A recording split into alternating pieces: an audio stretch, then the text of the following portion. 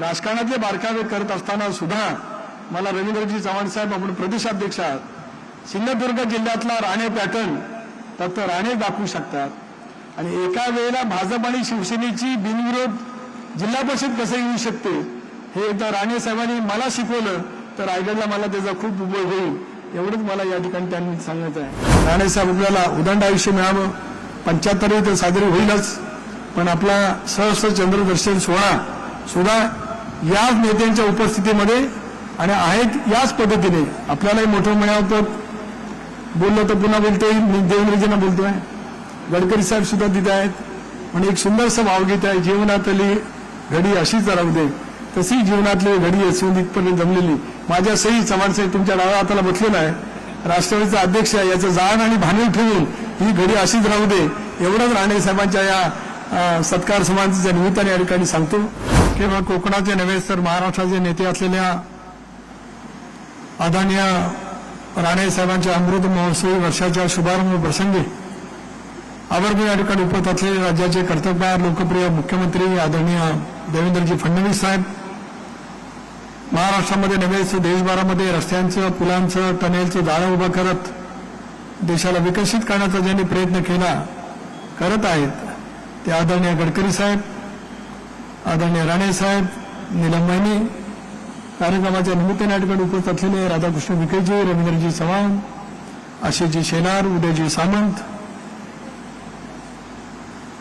आमदार दीपक केसरकर, आमदार प्रवीण दरेकर, आमदार प्रसाद लाड, राणे साहेबांचे कर्तव्यपरायण सुपुत्र राज्याचे मत्स्य व्यवसाय बंदरे खात्याचे मंत्री नितेशजी, आमदार निलेशजी, सर्व सन्मान्य व्यासपीठ, पत्रकार मित्र, वाहिन्यांचे प्रतिनिधी आणि अभूतपूर्व संख्येने जमलेल्या माझ्या तमाम उदयजी सिंधुदुर्गवासीय नाही, कोकणवासीय, सगळा कोकण आहे इथे, रायगड, रत्नागिरी, सिंधुदुर्ग आणि ठाण्यापासून तमाम कोकणवासीय बंधू भगिनी आणि सहकारी मित्रांनो, वराडाच्या परिसरामध्ये जन्माला आलेलं एक नेतृत्व मुंबईच्या घाटलाच्या विलेजच्या परिसरामध्ये गेलं.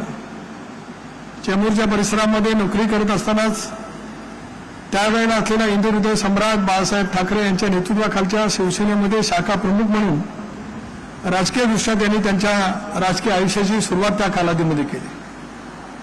ज्या कालावधीमध्ये शिवसेना हा शब्द उच्चारल्याच्या नंतर मुंबई आणि मुंबईच्या परिसरामध्ये एक मोठ्या प्रमाणावरचं वलय निर्माण होत होतं. अशा वेळेला राणे साहेबांनी त्यावेळेला शाखा प्रमुख पद स्वीकारलं, नगरसेवक झाले आणि फडणवीस साहेब, मला अभिमानपूर्वक उल्लेख या ठिकाणी करायचा आहे, मुंबईच्या महापालिकेच्या कुठल्याही समितीचा अध्यक्ष सलग 3 वर्ष कोण राहिलं नाही. राणे साहेबांची कर्तबगारी इतकी मोठी की त्यावेळेला बाळासाहेब यांनी सलग 3 वर्ष बेस्ट कमिटीचे चेअरमन म्हणून राणे साहेबांना त्यावेळेला नियुक्त केले होते. मुंबईच्या बेस्ट कमिटीचं अध्यक्षपद भूषवणं आणि मुंबईची असलेली बेस्टची वाहतूक असेल, वीज असेल, या सर्वांचं नियोजन करणं. खेड्यापाड्यातला आलेला माणूस मुंबईमध्ये राहतो, कामगारांच्या घरामध्ये जन्माला आलेला नेता मुंबईसारख्या मोहमयी शहराचं, देशाच्या आर्थिक राजधानीचं नियोजन करतो. हे राणे साहेबांचं कर्तृत्व त्या कालावधीमध्ये संबंध मुंबईकरांनी अनुभवलं आणि 1990 साली कणकवली विधानसभा मतदारसंघातून त्यावेळेला ते निर्वाचित झाले. माझा त्यांचा परिचय या ठिकाणी गडकरी साहेब आपल्यालाही सांगितलं पाहिजे, फडणवीस साहेबांनी सांगितलं पाहिजे. 92 साली मी जिल्हा परिषदेचा अध्यक्ष झालो आणि राणे साहेब अंदाज समितीचे सदस्य होते आणि राणे साहेब ज्याला अलिबागला आले त्याला जिल्हा परिषदेचा अध्यक्ष म्हणून मी त्यांचं स्वागत केलं. पहिल्या भेटीमध्येच एक ऋणानुबंधाचं नातं जमलं.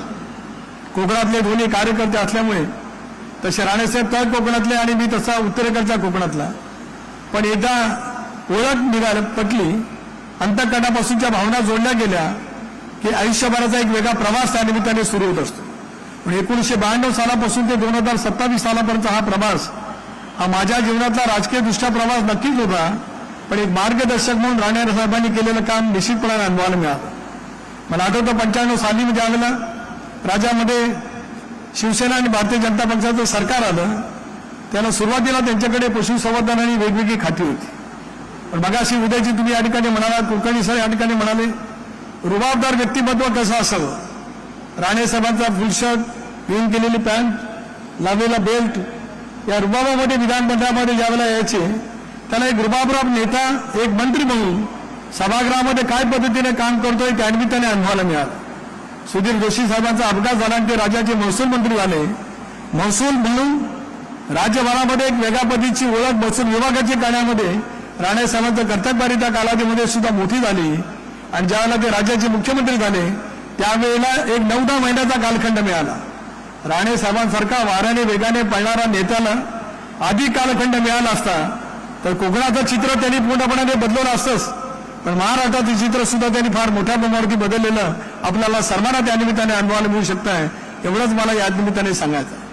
99 साली सत्तांतर झालं, राणेसाहेब त्याला विरोधी पक्षनेते झाले, आम्ही सगळेजण सत्तारूढ बाकावरती होतो. मी त्याला नगर विकास खात्याचा राज्यमंत्री होतो आणि राणेसाहेब विरोधी पक्षनेते. आजचं मला माहित नाही फडणवीस साहेब आपण असाल, आपण आज सभागृहात उभं राहिलं की सभागृह थंड असतं, शांत असतं.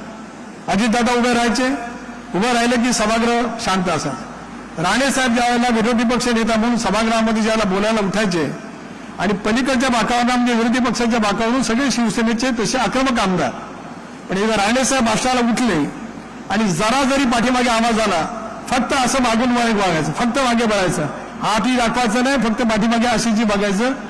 एकदम तासडी पडेल इतकी शांतता, इतका दरारा, इतका म्हटलं तर धाक आणि इतका आदर महाराष्ट्राच्या राजकारणामध्ये राणेसाहेबांनी स्वतःहून त्यावेळेला निर्माण केल्याचं पाहायला मिळत आहे.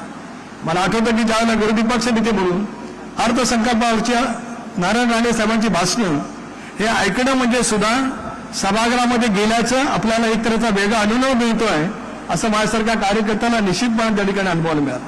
जीडीपी भारताचा असेल, राज्याचा असेल, राज्याचं महसुली उत्पन्न, राज्याचा खर्च याच्यावरती अभ्यासपूर्ण भाषण ज्या पद्धतीने नारायण राणे साहेब करत होते सभागृहामध्ये, त्याने उत्तम विरोधी पक्ष नेता राणे साहेबांच्या रूपाने महाराष्ट्राच्या विधिमंडळाने अनुभवला असं जर का म्हटलं तर काही चुकीचं ठरू शकत नाही.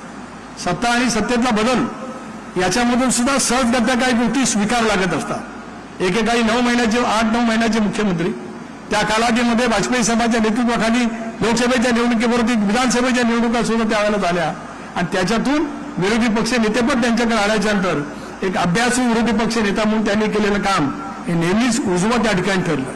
नगर विकास राज्यमंत्री होतो, अनेक वेळेला त्यांच्या सूचना ऐकायला मिळाल्या, अनेक वेळेला त्यांनी मार्गदर्शन त्या निमित्ताने केलं आणि त्याच्यातून एक वेगळा माझ्या राजकीय जीवनामध्ये सुद्धा घडवण्याचा विलक्षण योग त्या निमित्ताने आला. 2004च्या विधानसभेच्या निवडणुकीच्या नंतर अशीच त्यावेळेला बदलता होती. राणेसाहेब कदाचित पुन्हा शिवसेना भाजपचं सरकार येईल, त्याच्या अगोदर माझ्यावरनं फार वादळ झालं होतं सरकारमध्ये. त्यावेळेला विश्वासदर्शक ठराव विलासरावांच्या नेतृत्वाखाली सरकारमध्ये आलेला होता. मला सरकारमध्ये घेतल्यामुळे शेतकरी कामगार पक्षाने राजीनामा दिला होता. त्याला राणे साहेबांनी इतकी पक्की नोट बांधलेली होती, इतकी पक्की की विखे पाटील साहेब आपलं सरकार टिकेल की नाही याच्याबद्दलची शंका होती. आता का, कोणामुळे, कशामुळे ते नाही घडू शकलं याच्या तपशिलात मी जाऊ इच्छित नाही. गेलं तर ते त्याला राजकीय संदर्भ होईल, पण त्यावेळेला राणे साहेबांनी ज्या पद्धतीने अतिशय योग्य पद्धतीने भूमिका घेतली होती, आमच्याच पक्षाचे 4-5 सदस्य, विधानसभा सदस्य त्यांच्या सोबत घेण्याचं कसं त्यांनी दाखवलं. हा धाकही होता, धरारी होता, आदबी होती आणि एक उद्याचं नेतृत्व महाराष्ट्राला कशाकडून मिळू शकेल याच्याबद्दलची त्याची उत्सुकता होती. म्हणून तो प्रसंग लोकशाही आघाडीच्या सरकारमध्ये आलेला पाहायला मिळाला. 2004 नंतर पुन्हा एकदा वेगळं वातावरण तयार झालं. आज त्यांच्या वाढदिवसाच्या निमित्ताने फडणवीस साहेब, गडकरी साहेबांच्या समोर मला सांगायचं वाटतंय, त्याला शिवसेनेच्या अंतर्गत एक खळबळ तयार झाली होती. राणे साहेबांनी रंगशारदामध्ये केलेलं भाषण शिवसेना प्रमुख हयात असताना त्यावेळेला शिवसेनेमध्ये पदं काय पद्धतीने दिली जातात असं बोलणारा नेता शिवसेनेमध्ये जन्माला आला एकमेव, त्याचं नाव नारायण राणे आहे. हे मला आवर्जून या ठिकाणी सांगायचं. भुजबळ साहेब ज्याला पक्षाच्या बाहेर पडले त्याच्यानंतर सुद्धा जे काही मुंबईमध्ये वातावरण तयार झालं, एक कडवट शिवसैनिक म्हणून पक्षांतराच्या विरोधामध्ये किती भूमिका घेता येऊ शकते हे राणेसाहेबांच्या नेतृत्वाखाली त्यावेळेला निश्चितपणाने अनुभवायला मिळालं. माझ्या सांगण्याचा मतितार्थ असा आहे की त्यावेळेला रंगशारदामध्ये त्यांनी केलेलं भाषण संबंध वर्तमानपत्रामध्ये छापून आलं होतं आणि मग लक्षामध्ये आलं की त्यांच्या मनामध्ये काहीतरी खतखत आहे. म्हणून त्यांना विरोधी पक्ष नेता असलेला त्यांच्या दालनामध्ये भेटलो. त्याच्या अगोदरचा किस्सा, राणेसाहेब खूप आक्रमक, विलासराव आणि त्यांचं खूप मोठ्या प्रमाणावरती गडकरी साहेब, विधान परिषद विरोधी पक्ष नेते, विधानसभेचे विरोधी पक्ष नेते नारायण राणे साहेब आणि विलासरावांना या 2 विरोधी पक्ष नेत्यांना सामोर जात अनेक वेळेला त्यांना असं वाटायचं की आपण सरकार सोडून जावं. इतक्या मोठ्या प्रमाणावर हे दोन्ही विरोधी पक्षनेते संसदीय कामगिरी अतिशय उत्तम पद्धतीने त्या कालावधीमध्ये बजावत होते. एक दिवस मला विलासरावांनी विचारलं की राणे साहेबांचे संबंध कसे आहेत. मी म्हटलं संबंध तसे ठीक आहेत, पण त्यांच्यासारखा मोका आणि दानदार आणि दमदार नेता नाही. आणि काय केलं पाहिजे. म्हटलं फक्त फोन करा राणे साहेबांना की मी उद्या जेवायला तुमच्या दालनात येतोय.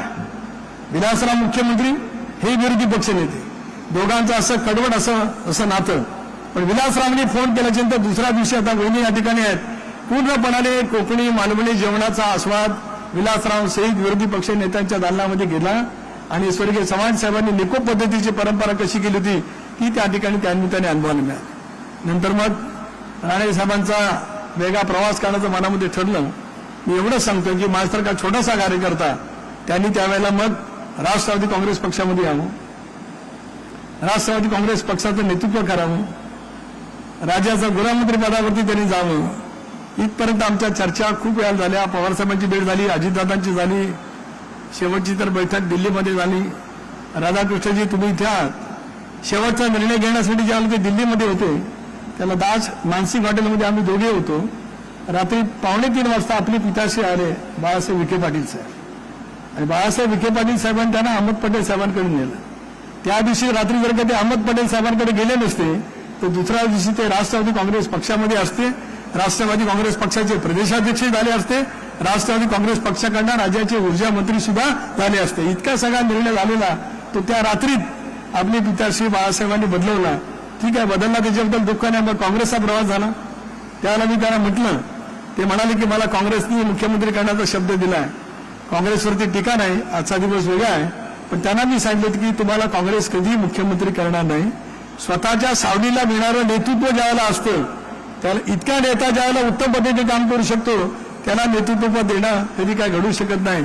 मग त्यांचा त्यावेळेला झालेला प्रवास, त्याच्यानंतर मग विधान परिषदेमध्ये झालेली त्यांची निवड, मी त्याला विधान परिषदेमध्ये बाजूला बसायचो, त्याला सरकारबद्दल केलेली भाषणं, आणि नंतर देवेंद्रजींची साथ त्यांनी कधी धरली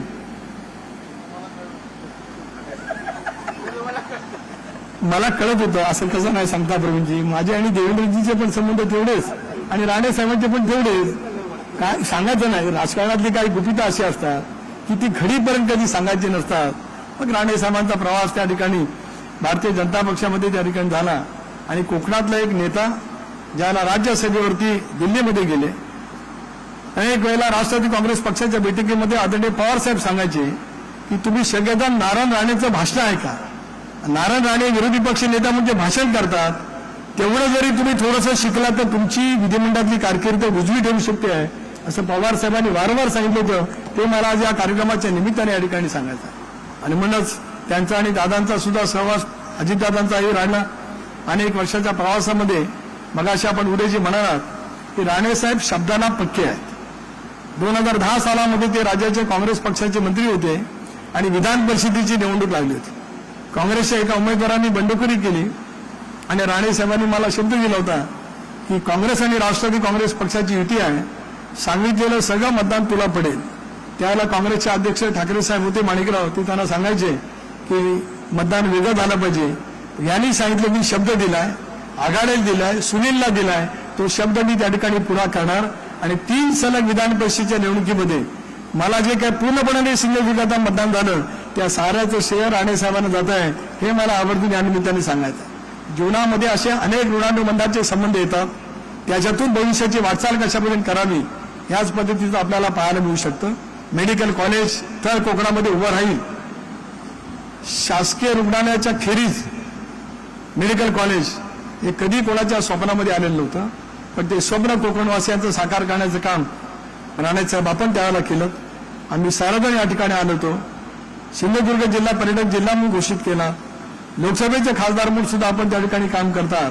अशा वेळेला नितेश असेल, आपला विचाराचा वारसा चालवण्याचा त्या निमित्ताने ते प्रयत्न करतायत.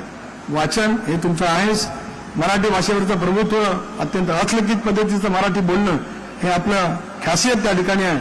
पण राजकारणातले बारकावे करत असताना सुद्धा मला रवींद्रजी चव्हाण साहेब, आपण प्रदेशाध्यक्ष आहात, सिंधुदुर्ग जिल्ह्यातला राणे पॅटर्न फक्त राणे दाखवू शकतात. आणि एका वेळेला भाजप आणि शिवसेनेची बिनविरोध जिल्हा परिषद कसं येऊ शकते हे तर राणे साहेबांनी मला शिकवलं तर रायगडला मला त्याचा खूप उपयोग होईल एवढंच मला या ठिकाणी त्यांनी सांगायचं आहे. अशा अनेक गोष्टी आहेत. त्याहीपेक्षा आज त्यांच्या अमृत महोत्सवी वर्षाच्या सुरुवातीलाच आपण सार्वजनिक या क्षणाच्या ऐतिहासिक क्षणाचे साक्षीदार आहोत. त्याचं मला स्वतः या ठिकाणी उपस्थित राहता आलं याच्याबद्दल मला मनापासून आनंद आहे. राणेसाहेब आपल्याला उदंड आयुष्य मिळावं. 75वी तर साजरी होईलच, पण आपला सहस्र चंद्रदर्शन सोहळा सुद्धा याच नेत्यांच्या उपस्थितीमध्ये आणि आहेत याच पद्धतीने आपल्यालाही मोठं मिळावं. बोललो तर पुन्हा बोलतोय, मी देवेंद्रजींना बोलतोय, गडकरी साहेब सुद्धा तिथे आहेत. म्हणजे एक सुंदरसं भावगीत आहे, जीवनातली घडी अशीच राहू दे, तशी जीवनातली घडी असून इथपर्यंत जमलेली. माझ्या सही चव्हाणसाहेब तुमच्या डाव्या हाताला बसलेला आहे, राष्ट्रवादीचा अध्यक्ष आहे. याचं जाण आणि भानवी ठेवून ही घडी अशीच राहू दे एवढंच राणे साहेबांच्या या सत्कार समारंभाच्या निमित्ताने या ठिकाणी सांगतो. पुन्हा एकदा राष्ट्रवादी काँग्रेस पक्षाच्या वतीने आज दादा हयात नाहीत, दादा असते तर निश्चितच आपल्या या अमृत महोत्सवी वर्षाच्या निमित्ताने त्या ठिकाणी आले असते. आज वहिनी पोटनिवडणूक असल्यामुळे आल्या नाहीत, पण उपमुख्यमंत्री सुनेत्रा वहिनींच्या वतीने, माझ्या पक्षाच्या वतीने आणि तमाम कोकणवासींच्या वतीने आपल्याला मनपूर्वक हार्दिक शुभेच्छा देतो. थांबतो. जय हिंद, जय महाराज.